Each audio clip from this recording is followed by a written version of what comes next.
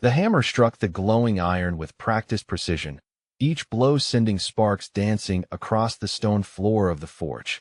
Magnus Steel wiped sweat from his weathered brow, his gray beard catching the orange light of the coal fire that had burned steadily for 15 years in this mountain town.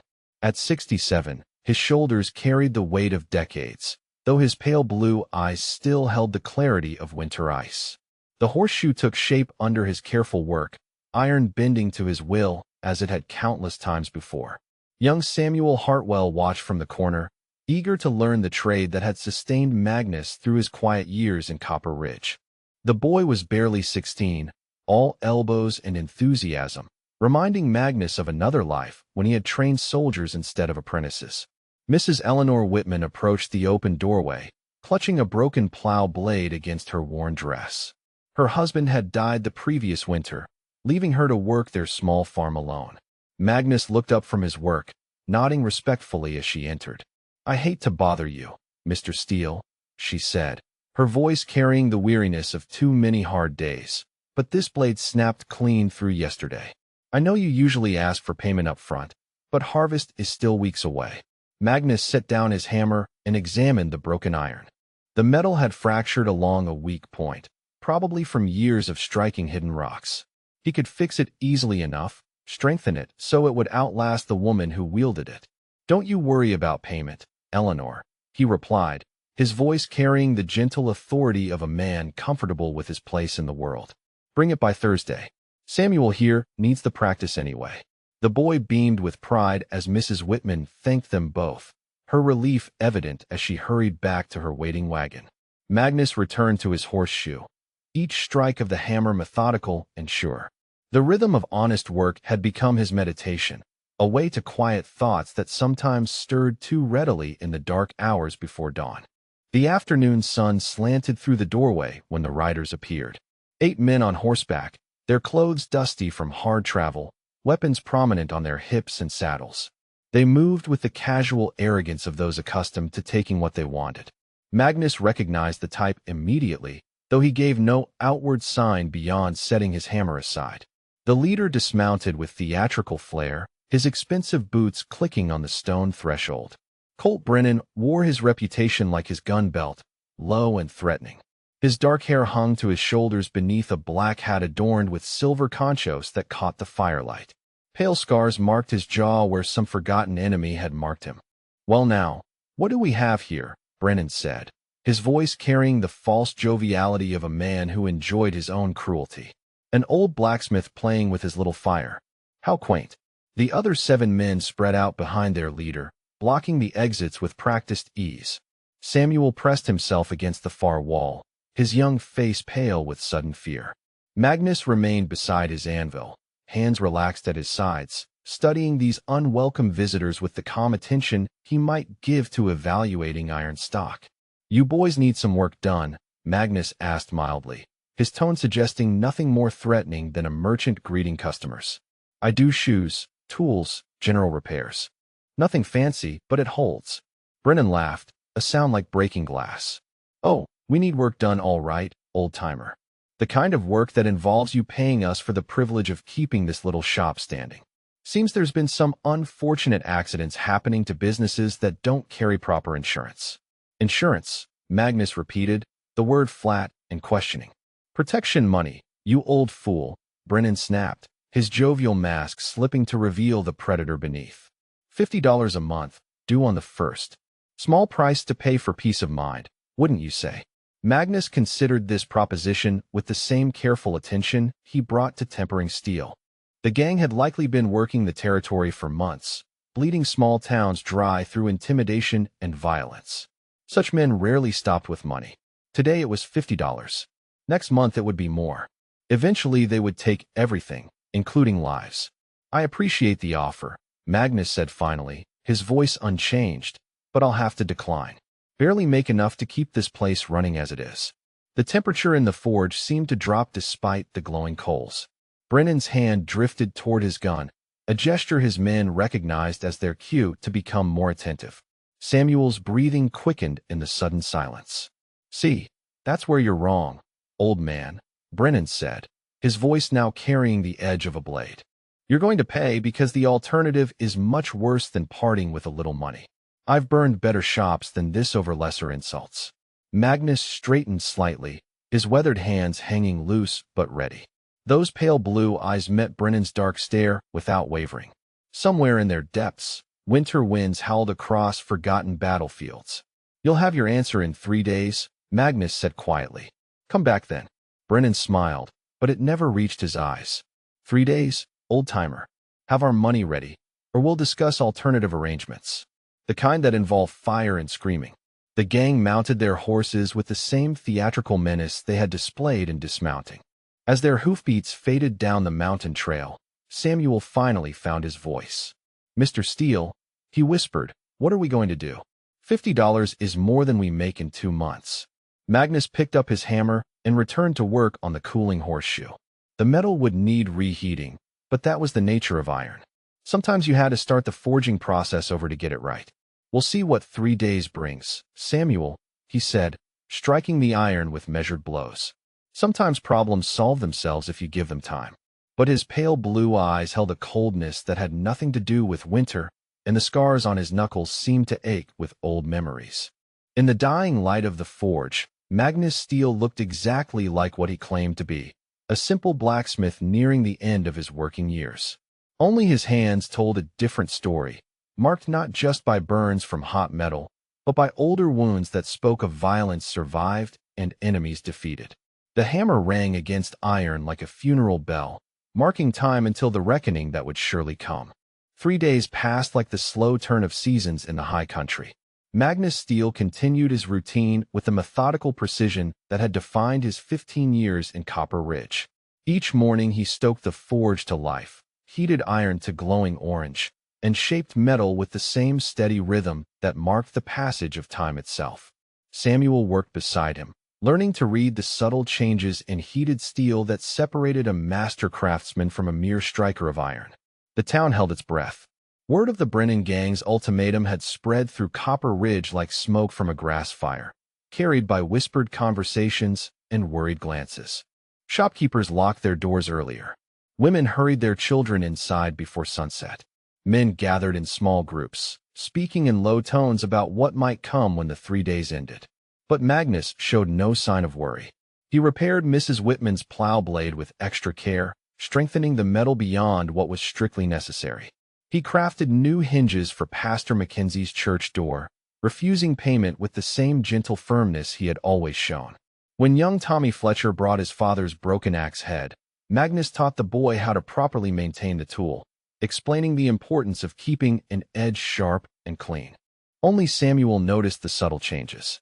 How Magnus' pale blue eyes lingered a moment longer on the mountain trail where the gang would return.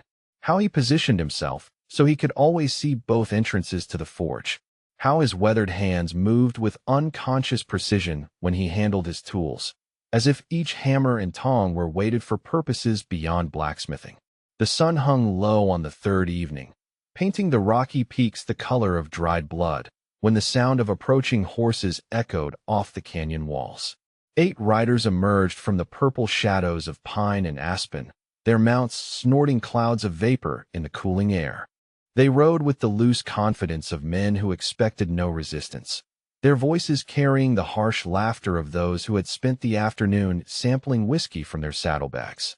Colt Brennan swayed slightly as he dismounted, his expensive boots unsteady on the stone threshold of the forge. The silver conchos on his hat caught the dying light like predatory eyes. Behind him, his men spread out with the practiced ease of wolves surrounding prey, their hands resting casually near their weapons. Well, old-timer, Brennan called out, his voice thick with liquor and anticipated violence. Time's up. Hope you've got our money ready, because my boys here are getting mighty anxious for some entertainment. Magnus set down the horseshoe he had been shaping and turned to face his visitors. His movements held the same unhurried precision he brought to his craft. No wasted motion or unnecessary display. Samuel pressed himself against the far wall, his 16-year-old frame trembling with the kind of fear that comes from recognizing true danger.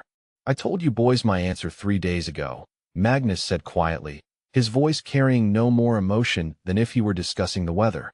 I don't have your money, and I won't be paying protection to anyone." The laughter that erupted from the gang held no humor, only the anticipation of men who enjoyed inflicting pain. Brennan's dark eyes glittered with malicious pleasure as he stepped closer to the forge, the heat from the coals casting dancing shadows across his scarred face. "See, boys," Brennan announced to his men, "we got ourselves a hero here. Old fool thinks he can stand up to the Brennan gang with nothing but a hammer and some pretty speeches." Before Magnus could respond, two of the gang members moved with surprising speed. Jake Morrison and Tom Briggs, both young men with the cruel smiles of those who had never faced real consequences for their actions, grabbed Samuel by his arms and dragged him toward the forge. The boy's eyes went wide with terror as they forced him to his knees beside the glowing coals. "Now see here, old man," Morrison said, his voice high with excitement.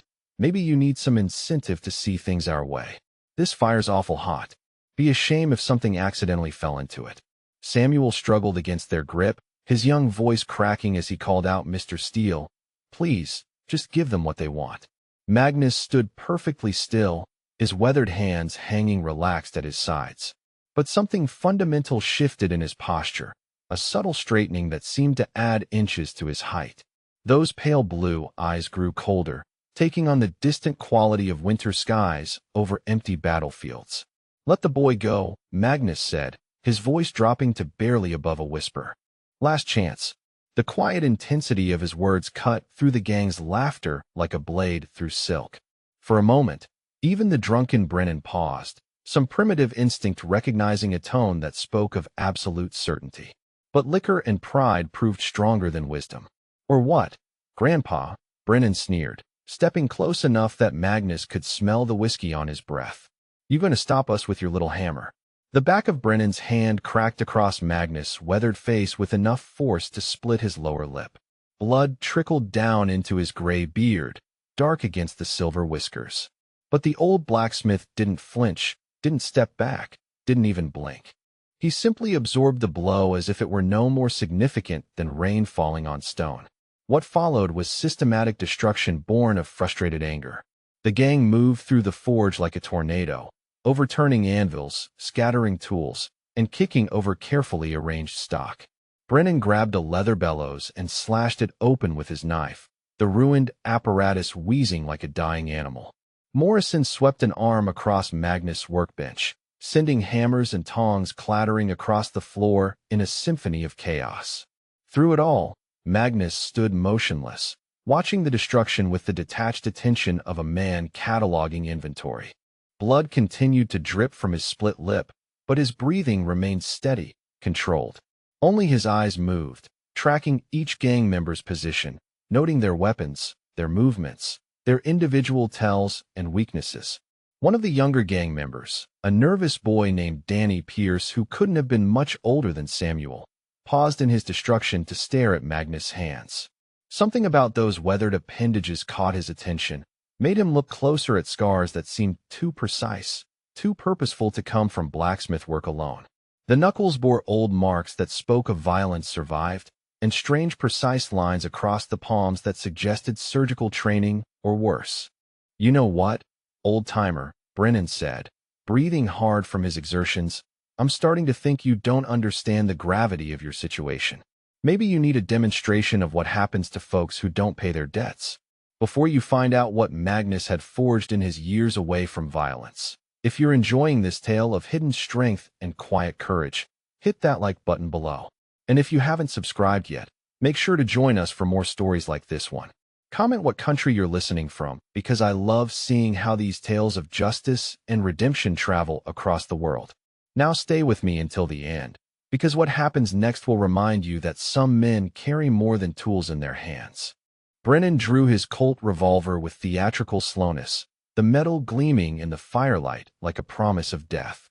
He aimed it directly at Magnus' weathered face, his finger caressing the trigger with the casual cruelty of a man who had killed before and expected to kill again.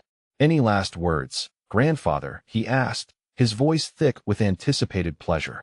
Magnus finally spoke, his words carrying across the suddenly silent forge with the weight of absolute truth. "You're making a mistake you won't live to repeat. The simple certainty in his voice sent a chill through the assembled gang that had nothing to do with the mountain air. This wasn't bravado or desperate defiance. It was a statement of fact, delivered with the calm precision of a man who had made similar pronouncements before and lived to see them proven correct. "Shut up, old man," Brennan snarled, pressing the gun barrel against Magnus' forehead hard enough to leave a circular impression in his weathered skin. "Or I'll scatter your brains across that forge and let your apprentice clean up the mess." But Magnus didn't flinch, didn't blink, didn't show the slightest concern about the loaded weapon pressed against his skull. Instead, those pale blue eyes met Brennan's dark stare with the unwavering intensity of winter ice meeting summer heat. When he spoke again, his voice carried the distant rumble of approaching thunder. "I've had guns pointed at me by better men than you," Magnus said quietly, each word precise as a hammer blow on heated iron. "They're all dead now." The temperature in the forge seemed to drop 20 degrees despite the glowing coals. Even Brennan's whiskey-fueled confidence wavered slightly as he stared into eyes that held depths of experience no simple blacksmith should possess. Somewhere in those pale depths, ghosts of old battles stirred like winter winds across forgotten graves. Samuel watched from his position by the coals, his young mind struggling to reconcile the gentle teacher he knew with this stranger who faced death with such casual indifference. The gang members shifted nervously, their earlier confidence eroding in the face of something they couldn't quite identify but instinctively feared. Magnus stood perfectly still, blood still trickling from his split lip, the gun barrel pressed against his forehead like a cold benediction. But his hands, those scarred and weathered hands that had shaped so much more than iron, hung relaxed at his sides, ready for whatever violence the next few moments might bring. The moment stretched like heated iron under the hammer, tension building toward a breaking point that would reshape everything. Colt Brennan's finger tightened on the trigger, his whiskey-soaked confidence demanding blood to wash away the quiet defiance that had somehow unnerved him. The gun barrel pressed harder against Magnus' forehead, but the old blacksmith remained as unmoved as mountain granite. Then the crowd gathered outside parted like wheat before a scythe, and Dr. Ezra Miller pushed through the assembled townspeople with the urgent determination of a man who had just witnessed something impossible. At 72, the town physician had seen enough of life and death to recognize certain truths that younger eyes might miss. His weathered face had gone the color of old parchment, and his hands trembled as he stepped into the forge. "Sweet Jesus," Doc Miller whispered, his voice carrying the shock of a man confronting a ghost from his own past. "Magnus Steele, Iron Magnus of the 7th Cavalry." The words fell into the tense silence like stones into still water, sending ripples of confusion through the assembled gang.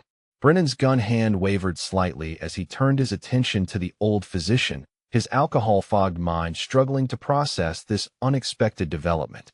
"What the hell are you talking about, old-timer?" Brennan demanded, though some primitive instinct warned him that the ground beneath his feet had suddenly become less solid. Doc Miller's eyes never left Magnus' face, drinking in features that time and peaceful years had softened but not fundamentally changed. The same pale blue eyes that had stared down charging war parties, the same granite jaw that had never yielded to enemy demands, the same hands that had held both healing instruments and instruments of war with equal precision. "Son," Doc Miller said, his voice gaining strength as memory overcame shock, "you're pointing a gun at the most decorated cavalry officer in Montana Territory." Iron Magnus commanded the 7th Cavalry through every major engagement from Little Thunder Ridge to Devil's Canyon. "I served as field surgeon under his command for 3 years. The forge had grown so quiet that the crackling of burning coals sounded like distant gunfire. Even Samuel, pressed against the far wall with terror-wide eyes, sensed that something fundamental was shifting in the balance of power. The gang members who had been so confident moments before now shifted nervously, their attention divided between their leader and this old man whose gentle demeanor was beginning to crack like ice in spring. Magnus finally spoke, his voice carrying a new quality that seemed to fill the confined space with echoes of distant battlefields. 15 years ago, I hung up my saber. Thought I'd found peace in this forge." He rolled up the sleeves of his worn work shirt with deliberate slowness, revealing forearms marked not just by the burns and cuts of blacksmith work, but by older scars that spoke of violence survived and battles won. A faded cavalry tattoo adorned his right forearm, the eagle and cross sabers still visible beneath years of honest labor. I forged more than horseshoes in my time, Magnus continued, his voice taking on the measured cadence of a military report. I forged victory at Little Thunder Ridge, where 30 Lakota warriors thought they had us trapped in a box canyon. At Crow Creek, where the Cheyenne learned that discipline defeats numbers. At Devil's Canyon, where I held a pass against 60 men with only 12 soldiers under my command. Two of the younger gang members, Danny Pierce and Billy Hutchins, began backing toward the door with the instinctive recognition of prey that has suddenly found itself in the presence of a predator. They had heard campfire stories of Iron Magnus, tales told in hushed tones around saloon tables and mining camps. The cavalry officer who never lost an engagement, who could track war parties across solid rock and outfight men half his age. Magnus straightened to his full height, and 15 years of deliberately stooped shoulders disappeared as if they had never existed. The transformation was subtle but profound, like watching a sword emerge from an unassuming scabbard. This was no longer a gentle blacksmith approaching the end of his working years. This was a military commander taking assessment of a tactical situation. I killed 37 men in service to this territory, Magnus said with the matter-of-fact tone he might use to discuss the weather. All of them faster and meaner than any of you boys will ever be. Every one of them died because they made the same mistake you're making right now. Brennan's gun hand was definitely trembling now, though he fought to maintain the facade of control that had carried him through years of terrorizing peaceful settlements. The whiskey that had fueled his confidence now seemed to cloud his judgment, preventing him from recognizing the magnitude of his error. I don't care what you used to be, old man, he snarled, but the words lacked the conviction he had shown earlier. You're nothing now. Just another broken-down prospector playing at being tough. Doc Miller stepped closer, his medical training compelling him to try to prevent the bloodshed he could see approaching like a summer storm. Colt, I'm telling you the truth. This man trained half the cavalry officers in the territory. Marcus Whitfield, who cleaned out the hole in the Wall Gang. Samuel Carson, who tracked down the Butcher Creek killers. Thomas McKenna, who single-handedly held Fort Harrison against 100 hostiles. He paused, letting the weight of those names settle into minds that had heard the legends attached to each one. They were all Magnus students, boys who learned war from a master and went on to become legends themselves. But none of them ever matched their teacher. Magnus regarded Brennan with the calm assessment of a professional evaluating an amateur. The gun pressed against his forehead might as well have been a child's toy for all the concern it generated. Instead, he seemed to be cataloging weaknesses, noting the slight tremor in Brennan's hand, the way the man's eyes darted nervously between his target and his increasingly restless men. You have exactly one chance to walk away from this, Magnus said quietly, his voice carrying the absolute certainty of a man who had delivered similar ultimatums to better men than these. Mount your horses, ride out of this territory, and never come back. This is the only warning you'll receive. But Colt Brennan had built his reputation on never backing down, never showing weakness in front of his men. Pride and whiskey formed a deadly combination that overrode the survival instincts that might have saved his life. He pressed the gun harder against Magnus' forehead, his voice rising to a near shout. I don't care if you're General Grant himself risen from the dead, he screamed. You're going to pay us our money, or I'm going to paint these walls with your brains. Magnus smiled then, a cold expression that held no warmth or humor. It was the smile of a man who had heard such threats before and buried the men who made them. In that moment, every person in the forge understood that they were witnessing the end of something, though whether it would be Magnus Steele or the Brennan gang remained to be determined. The gun barrel pressed against weathered skin suddenly seemed less like an instrument of control and more like a fuse leading to an explosion that would reshape the balance of power in Copper Ridge forever. Outside, the mountain wind began to howl through the pines like the voices of 37 dead men calling for justice.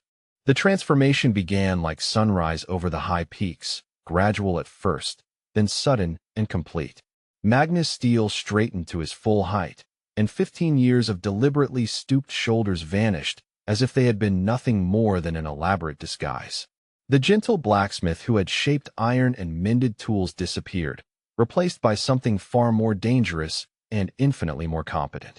His voice, when it came, carried the authority that had once commanded cavalry charges across hostile territory.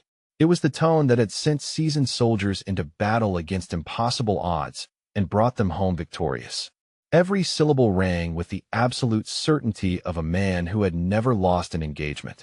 "You have 10 seconds to mount your horses and ride out," Magnus said, his words cutting through the forge's tense atmosphere like a saber through silk.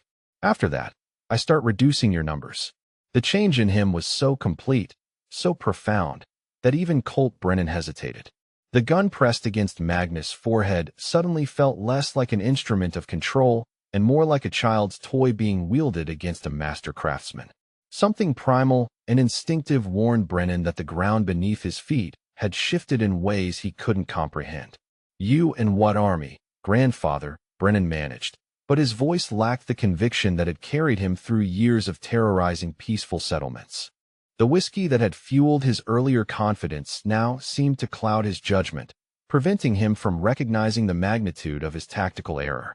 Magnus smiled, and the expression held all the warmth of winter wind through cemetery gates. "The same army that won every engagement I ever commanded," he replied with the matter-of-fact tone of a professor delivering a lecture. "Discipline, tactics, and the absolute certainty that comes from surviving when better men didn't." Jake Morrison, nervous energy getting the better of his judgment, made the mistake of reaching for the revolver at his hip. His hand had barely touched the grip when Magnus moved with a speed that defied his 67 years. The motion was economical, precise, born of muscle memory carved deep by decades of training and combat experience. Magnus grabbed a red-hot horseshoe from beside the forge with a pair of long-handled tongs, his movement flowing like water over stone. The glowing iron traced an arc through the smoky air, aimed with the precision of a surgeon and the tactical awareness of a cavalry officer who had learned to use every available weapon. The horseshoe struck Morrison's gun hand with perfect accuracy, the searing metal burning through flesh and sending the weapon clattering across the stone floor.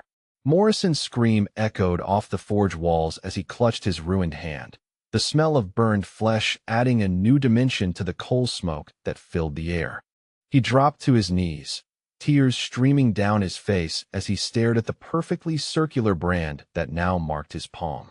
"That's one," Magnus counted with the same calm precision he had once used to tally enemy casualties after successful engagements. His movements remained fluid, controlled, every action calculated for maximum tactical advantage. He turned toward the wall where his tools hung in carefully organized rows, each implement positioned for easy access during his daily work. But now his hand moved past hammers and tongs to close around something that had been hidden in plain sight for 15 years. The cavalry saber emerged from its place among the blacksmith tools like a serpent uncoiling from winter sleep. The blade gleamed with the care that spoke of regular maintenance despite its apparent retirement. Oil had kept the steel bright, whetstones had maintained its edge, and love had preserved every detail of its ornate construction.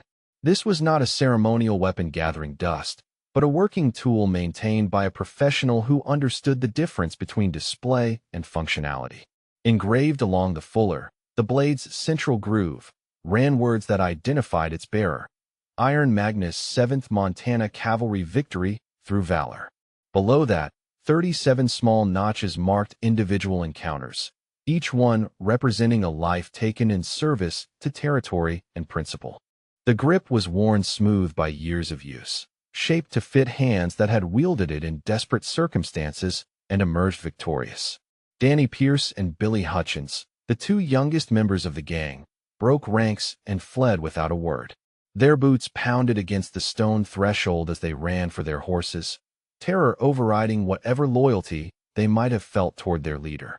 The sound of hoofbeats faded into the mountain evening as they spurred their mounts toward whatever distant sanctuary might hide them from the legend they had just encountered. Magnus watched them go with the detached interest of a predator allowing lesser prey to escape. 5 men left, he observed, his voice taking on the analytical tone of a military commander assessing battlefield conditions. 2 rifles, 3 pistols. You're grouped too close together. 1 stick of dynamite would take you all. His pale blue eyes moved systematically from man to man, cataloging weapons, noting defensive positions, identifying weaknesses that 15 years of peaceful blacksmith work had not diminished his ability to recognize. This was threat assessment at the highest level, the kind of tactical analysis that had made Iron Magnus a legend among cavalry officers. There are 17 escape routes from this street, Magnus continued, his voice carrying the certainty of a man who had memorized every tactical detail of his chosen ground. I can see 14 of them from here. The other 3 lead to box canyons that turn into killing grounds if you know how to use them properly. Tom Briggs, a burly man who had relied on size and intimidation throughout his criminal career, shifted nervously as Magnus' analysis continued. The blacksmith's calm recitation of tactical realities was more unnerving than any threats or displays of anger might have been. This was professional assessment, delivered by a man who understood warfare at levels that simple criminals could never comprehend. The mountain pass behind you narrows to 20 yards, Magnus observed, gesturing slightly with his saber toward the trail that had brought them to Copper Ridge. Easy to block with fallen timber or a rock slide. The creek crossing a mile south is the only other way down, but it's been running high with snowmelt. Horses can't ford it carrying riders.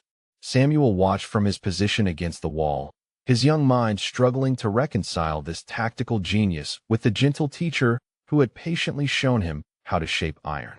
The transformation was complete and terrifying, like witnessing a master craftsman reveal that his true profession was something far deadlier than metalwork.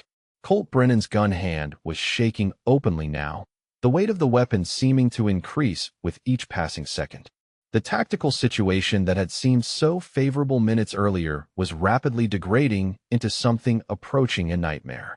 5 armed men should have been more than sufficient to handle one aging blacksmith. But the mathematics of violence had shifted in ways that defied conventional wisdom. You think you're still fighting Indians, old-timer, Brennan managed, his voice cracking slightly as he fought to maintain some semblance of command authority. We're not cavalry. We're killers. Magnus nodded thoughtfully, as if considering this distinction with the serious attention it deserved. So was I, he replied, his voice carrying the weight of 37 confirmed kills and countless tactical victories. The difference is, I was sanctioned, trained, and I fought men who knew how to fight back. He took a step closer, and despite the gun still pressed against his forehead, it was Brennan who instinctively retreated. The balance of power had shifted so completely that the physical facts of the confrontation no longer mattered. What mattered was the presence of a man who had spent decades perfecting the art of controlled violence.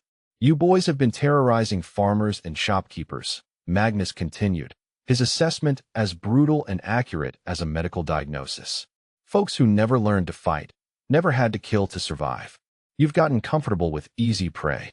His pale blue eyes swept the remaining gang members with the same attention he had once given to evaluating enemy positions before ordering charges that would determine the fate of entire engagements.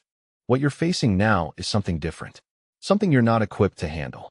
The forge had become a classroom, and Magnus Steele was delivering a lesson in the fundamentals of warfare to students who were rapidly discovering how much they didn't know. The gentle blacksmith was gone, replaced by Iron Magnus of the 7th Cavalry, and the education about to commence would be written in blood and regret. Outside, the mountain wind continued to howl through the pines, carrying the whispered warnings of ghosts who had learned too late the cost of underestimating a legend. The moment of reckoning arrived like thunder following lightning, inevitable and devastating. Colt Brennan, desperate to salvage some semblance of control from a situation that had deteriorated beyond his comprehension, gestured frantically to his remaining men. The signal was clear: spread out, surround the old man, use superior numbers to overwhelm whatever advantages his reputation might provide. You think you're still fighting Indians, old-timer, Brennan snarled, his voice rising with the hysteria of a man watching his carefully constructed world collapse around him. We're not cavalry. We're killers who don't follow your fancy rules of war.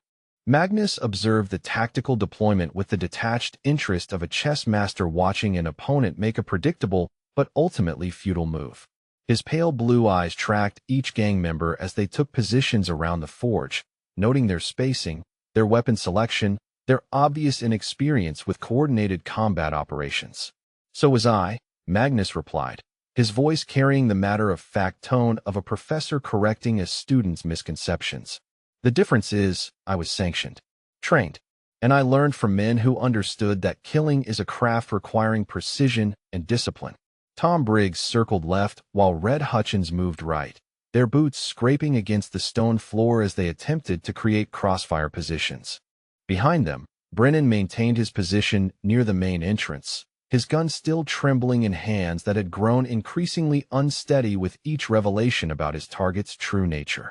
The forge had become a battlefield, but it was terrain that favored the defender in ways these amateur killers could never comprehend. Magnus had spent 15 years learning every shadow, every angle, every potential advantage that his workspace might offer. What appeared to be simple blacksmith equipment was about to become an arsenal in the hands of a master tactician. Magnus moved with the fluid precision that had made him legendary among cavalry officers, each step calculated for maximum tactical advantage. He kicked over the coal brazier with surgical accuracy, sending glowing embers cascading across the stone floor, while thick smoke billowed toward the low ceiling. The forge filled with choking darkness that transformed familiar surroundings into a maze of shifting shadows and uncertain threats. Tom Briggs fired blind into the smoke, his shot echoing off the stone walls like thunder in a canyon. The bullet struck nothing but air and anvil, sending sparks flying as it ricocheted harmlessly into the far corner. His curse was immediate and profane, the frustration of a man discovering that intimidation tactics were useless against an opponent who refused to be intimidated. From somewhere in the swirling darkness came Magnus' voice, calm and instructional. "First lesson in battlefield tactics," he said, his words seeming to come from multiple directions at once. "Control the terrain. Make the enemy fight on your terms, not theirs." Red Hutchins squinted through the smoke, his rifle raised toward shadows that might or might not contain his target. The acrid haze burned his eyes and filled his lungs, making accurate shooting impossible.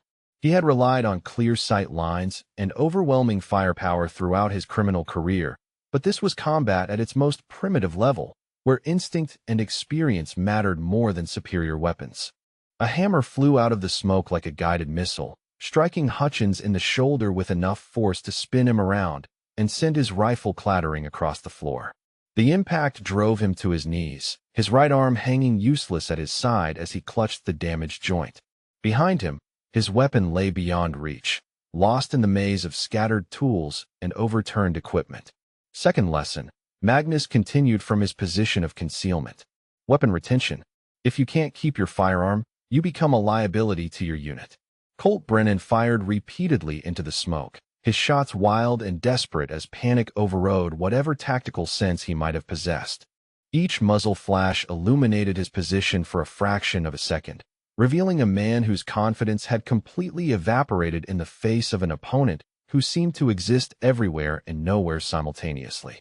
Magnus emerged from the haze like a ghost materializing from battlefield fog, his cavalry saber gleaming in his right hand, while his left gripped a blacksmith's hammer with the easy familiarity of 15 years' practice. The combination of military precision and craftsman's skill created something uniquely deadly, a warrior who could kill with either weapon depending on the tactical requirements of each moment. Tom Briggs turned toward the sound of movement, his pistol swinging in an arc that was both too slow and poorly aimed. Magnus closed the distance between them with the fluid efficiency of a man who had spent decades learning how to kill at close quarters. The flat of the saber struck Briggs across the temple with measured force, calculated to disable rather than murder, but delivered with enough precision to drop him instantly. Third lesson, Magnus said as Briggs collapsed unconscious to the stone floor. Economy of force. Use exactly enough violence to achieve your objective. Anything more is waste. Anything less is failure. He moved through the smoke like water flowing downhill, following paths of least resistance while maintaining perfect awareness of his opponent's positions. This was combat as art form, violence elevated to the level of surgical precision. Every step served multiple purposes. Every action advanced his tactical position while degrading his enemy's ability to respond effectively.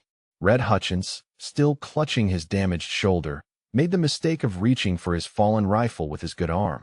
Magnus appeared beside him like a shadow given substance, the hammer in his left hand descending with the measured precision of a craftsman shaping metal on an anvil. The impact rendered Hutchins unconscious without causing permanent damage, another demonstration of controlled violence applied with mathematical accuracy. Samuel watched from his position against the wall, his young mind struggling to process the transformation he was witnessing. The gentle teacher who had patiently shown him the mysteries of metalwork was systematically dismantling a gang of armed killers with the same methodical precision he brought to crafting horseshoes. This was education in its most profound form, a master class in the application of skill and experience. Fourth lesson, Magnus announced as he straightened over Hutchins's motionless form. Situational awareness. Know where every enemy is at all times. Anticipate their moves before they make them. Colt Brennan found himself alone in the smoke-filled forge, his remaining ammunition dwindling with each wild shot he fired into shadows that seemed to mock his desperation. The mathematical superiority he had counted on was gone, erased by superior tactics and decades of experience he couldn't hope to match. "You're cheating," Brennan screamed, his voice cracking with the hysteria of a man watching his worldview collapse in real time. "This ain't a fair fight." Magnus' laughter emerged from the smoke, but it held no humor, only the bitter amusement of a professional watching an amateur complain about the rules of engagement. "Fair fight," he repeated, the words carrying decades of hard-earned wisdom. "Son, there's no such thing as a fair fight. There's only winning and dying."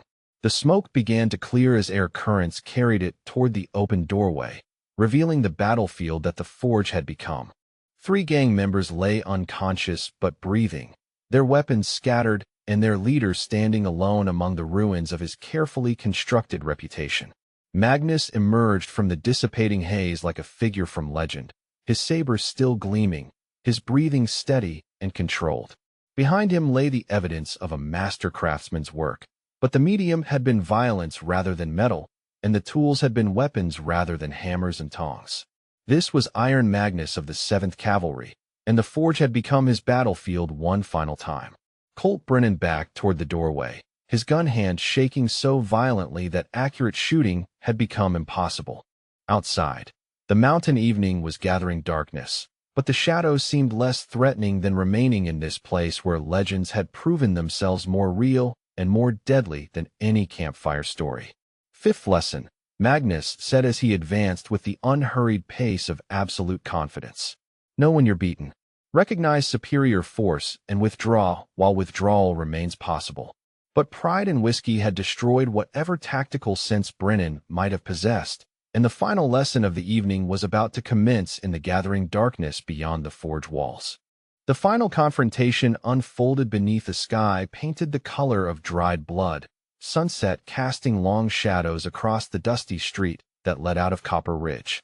Colt Brennan stumbled backward through the forge doorway, his boots uncertain on the uneven ground, his gun hand trembling with a palsy born of fear and whiskey and the dawning realization that his carefully constructed reputation meant nothing against a living legend.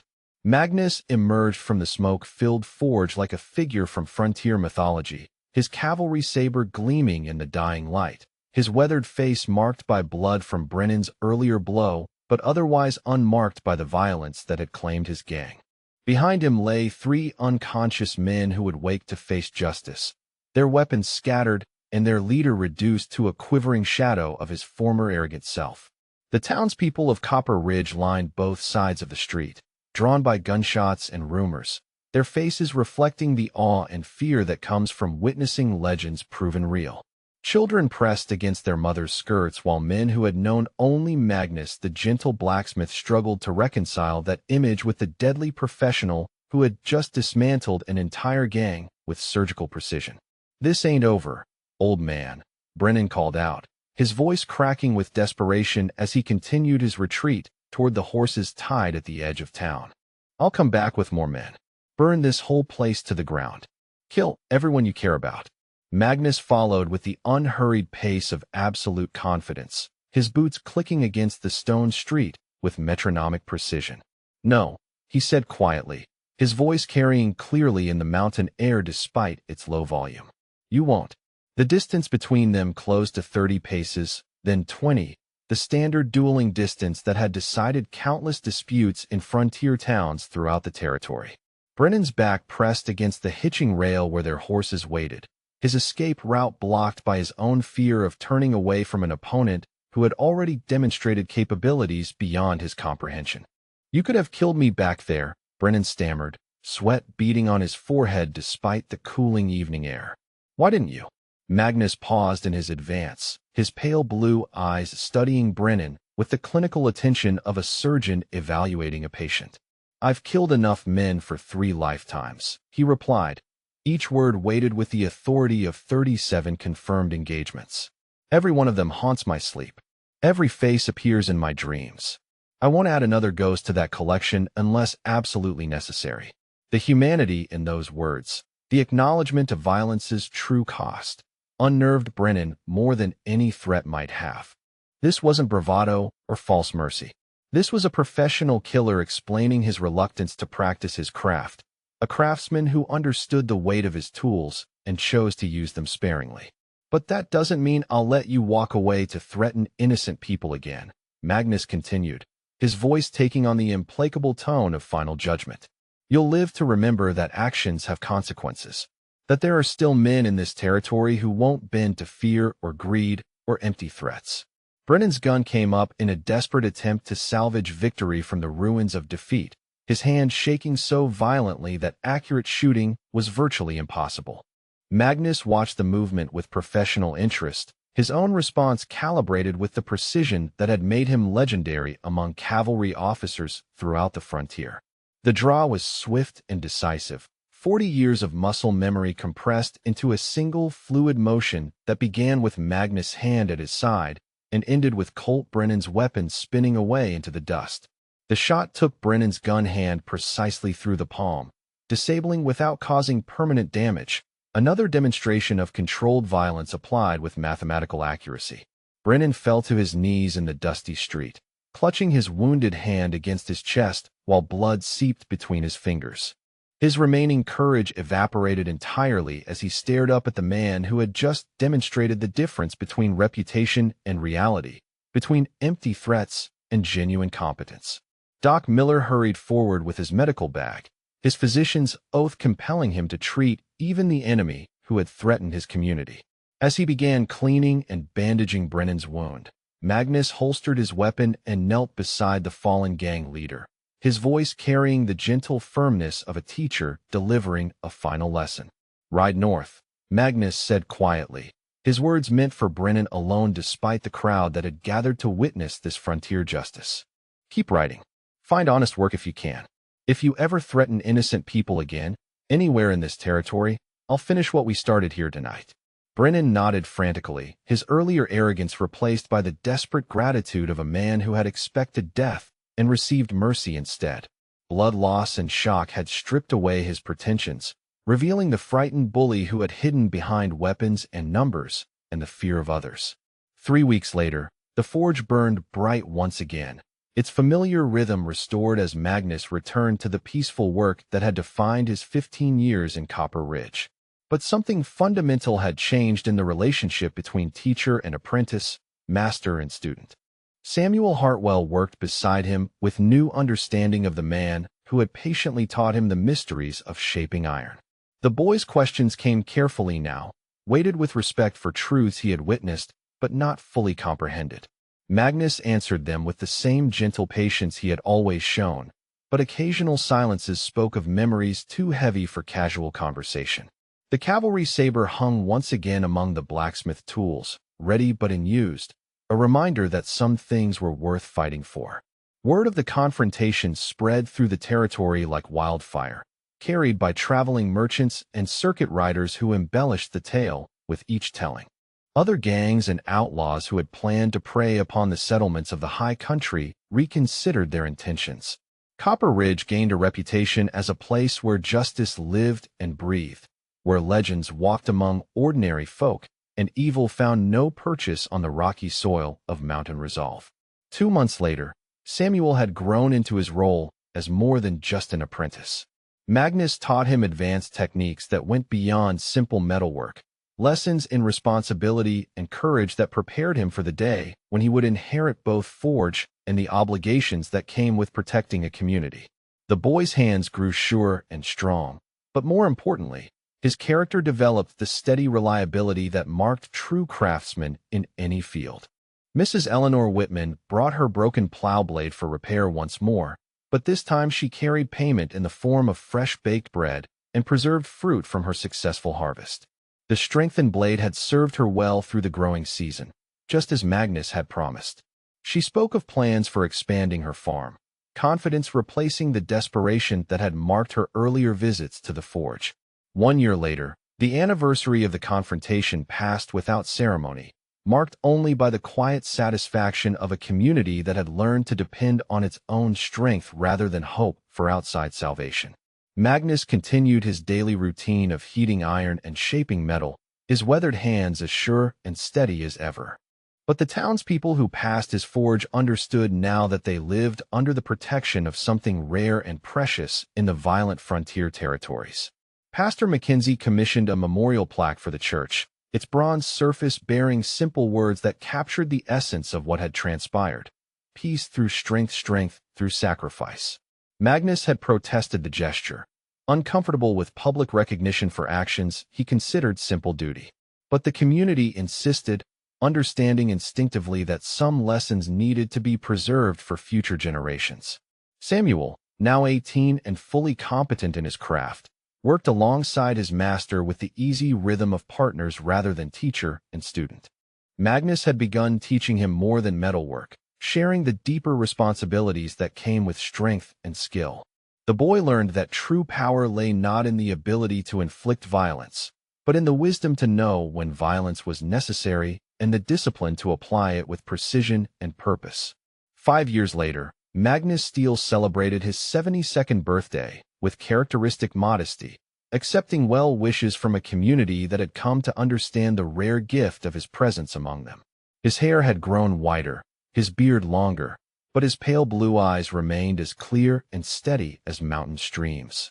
The forge continued to burn bright, its flames tended by hands that had shaped more than iron in their long and eventful career. A new generation of children grew up in Copper Ridge, raised on stories of the night when Iron Magnus emerged from peaceful retirement to remind the territory that justice was not dead, merely resting. They learned that strength came not from aggression but from discipline, that true courage lay in protecting those who could not protect themselves, and that legends were made not of supernatural powers but of ordinary people who chose to do extraordinary things when circumstances demanded action. 10 years after the confrontation, Samuel Hartwell had established his own reputation as both craftsman and protector, his training under Iron Magnus evident in every aspect of his character. He married the daughter of Pastor Mackenzie, built a home near the forge, and began raising children who would learn the same lessons of responsibility and courage that had shaped his own development under Magnus' patient guidance. The cavalry saber remained where it had always hung, among the tools of an honest trade, its edge maintained but unused. Sometimes visitors would ask about the weapon, drawn by stories they had heard in distant towns and mining camps. Magnus would acknowledge its presence with quiet dignity, neither boasting of past achievements nor denying the reality of what he had been and what he had done. As the sun set on another peaceful day in Copper Ridge, Magnus Steele worked quietly at his forge, teaching yet another young apprentice the fundamentals of shaping metal and character. His movements retained the precision that had made him legendary, but they served now only the cause of creation rather than destruction. The hammer rang against iron like a bell marking the passage of time, each blow a reminder that some things endured beyond the violence that had shaped them. If you enjoyed this tale of hidden strength and the courage to stand when others won't, please like this video and subscribe to our channel for more stories of frontier justice and quiet heroes. We bring you tales of honor, sacrifice, and the price of peace every week. Until next time, remember that true legends are forged not in the heat of battle, but in the quiet moments when ordinary people choose to do what's right regardless of the cost. The forge burns bright for those who tend it with steady hands and steadfast hearts.